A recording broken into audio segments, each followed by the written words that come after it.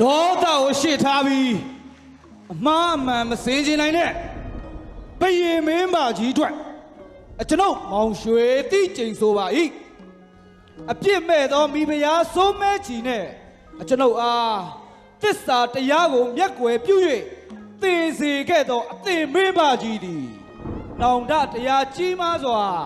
ပူပန်ဆင်းရဲပြင်းပြစွာဖြင့်စီဝေခြုံငိမ့်ပါစေသာ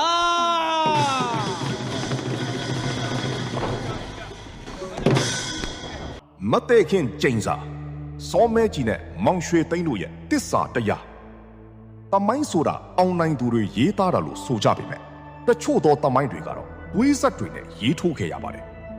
ရခိုင်ပြည်ရဲ့မြောက်ဦးခေတ်မှာပတ်တမြားလိုတောက်ပခဲ့တဲ့မင်းသမီးစောမဲကြီးနဲ့ကြောက်စစ်ပညာရှင်မောင်ရွှေသိန်းတို့ရဲ့ဇလန်းဟာဒီနေ့ထိတိုင်ရခိုင်တောင်တန်းတွေကြားမှာကြားရောင်နေစေပါ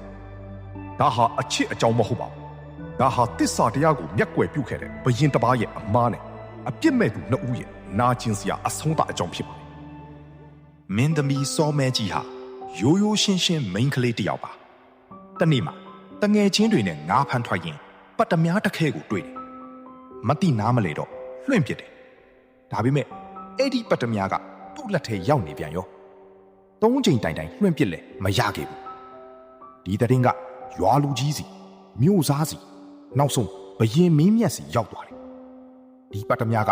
ဘယင်မင်းမြတ်ရဲ့ဘုံကံကြောင့်သူ့စီကိုပဲရောက်လာတာလို့ပညာရှိတွေကရှောက်တင်ကြတယ်အဲ့ဒီနေ့ကစပြီးစောမဲကြီးရဲ့ဘဝဟာပြောင်းလဲသွားခဲ့ပါပြီ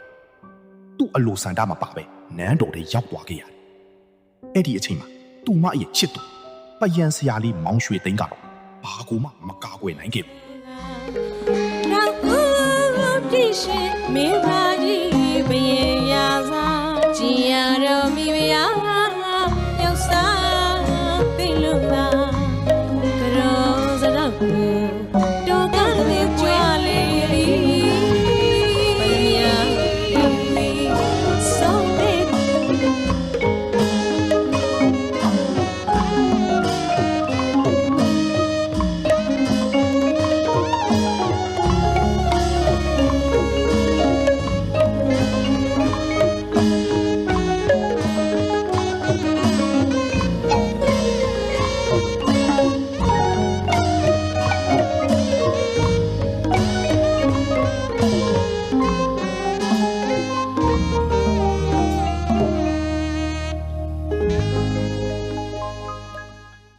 စောမဲကြီးဖျားတီဖို့ဆုံးဖြတ်တဲ့အခါ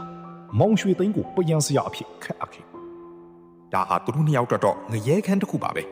ဘယင်မကြီးနဲ့ပယံဆရာအစင်တန်းချင်းကွာခြားနေတဲ့ကြားမှာနှလုံးသားချင်းကတော့အနီးဆုံးမှာရှိနေခဲ့တယ်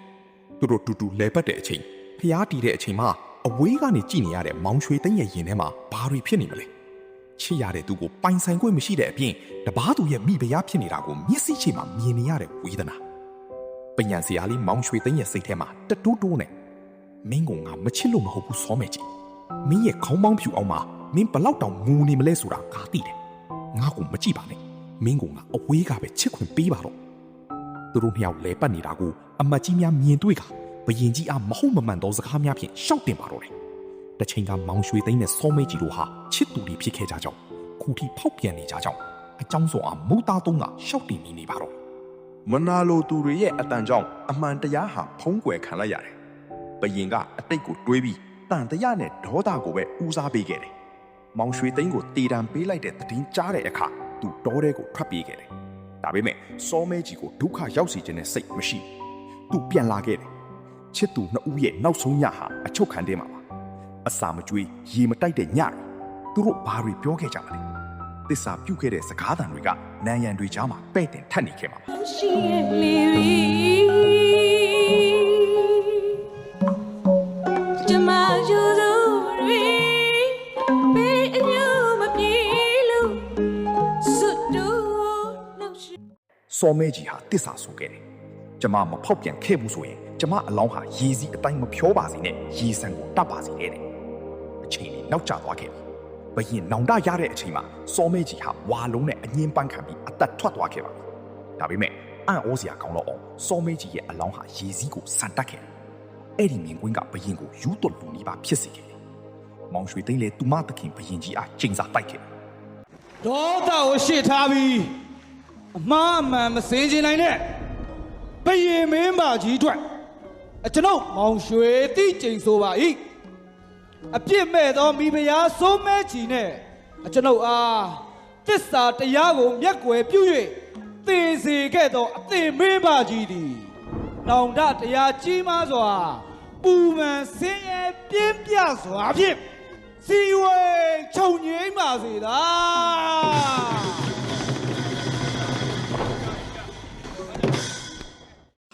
တမိုင်းရဲ့အမားတစ်ခုဟာဘလောက်တောင်ကြောက်စရာကောင်းလဲဆိုတာဒီဇလန်းကတက်တည်ပြနေပါတယ်စောမဲကြီးရဲ့တစ္ဆာမောင်ရွှေသိန်းရဲ့အချစ်ဘယင်ရဲ့နောင်တဒီဇလန်းကိုကြားရတဲ့အခါကျွန်တော်တို့ပြန်စဉ်းစားရမှာကအမှန်တရားကိုမရှာဖွေပဲဆွတ်ဆွဲမိတဲ့အမားတွေဟာဘလောက်အထိရင်နာစရာကောင်းတယ်လဲဆိုတာပါပဲပရိသတ်ကြီးဒီဇလန်းကိုနားထောင်ပြီးဘလို့ခံစားရလဲ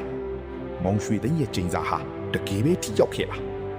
ကိုအမြင်လေးတွေကို comment မှာရေးသွားပေးကြပါဦး